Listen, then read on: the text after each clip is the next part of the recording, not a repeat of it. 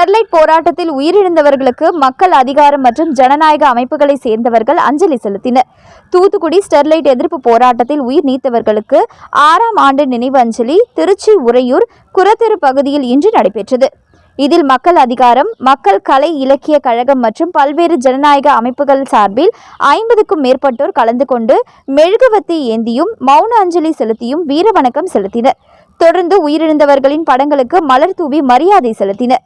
போராட்டத்தில் ஈடுபட்ட அப்பாவி மக்கள் படுகொலைக்கு காரணமான காவல்துறை அதிகாரிகள் மீது கொலை வழக்கு பதிவு செய்து தமிழக அரசு நடவடிக்கை எடுக்க வேண்டும், நாசகார ஸ்டெர்லைட் ஆலையை நிரந்தரமாக அகற்ற வேண்டும், மேலும் உயிர் நீத்த தியாகிகளுக்கு தமிழக அரசு நினைவிடம் அமைத்து தர வேண்டும் எனவும் கோரிக்கை விடுத்தனர்.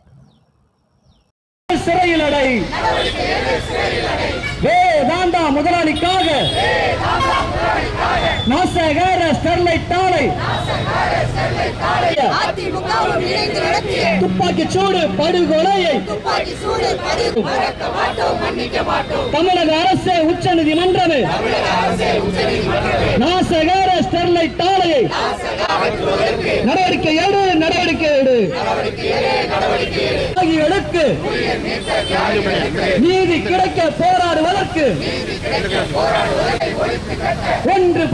ஒன்றுபடுவோம்.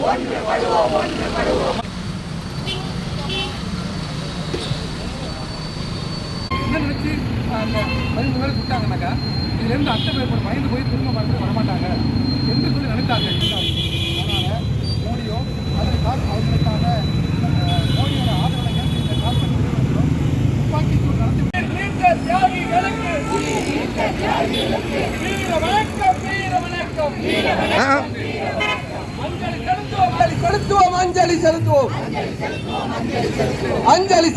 அஞ்சலி செலுத்துவோம்.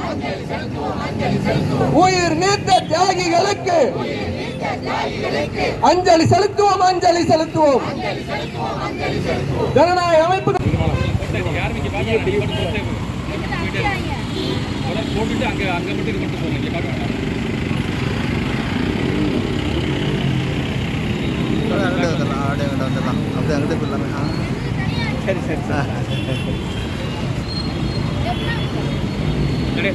சரி.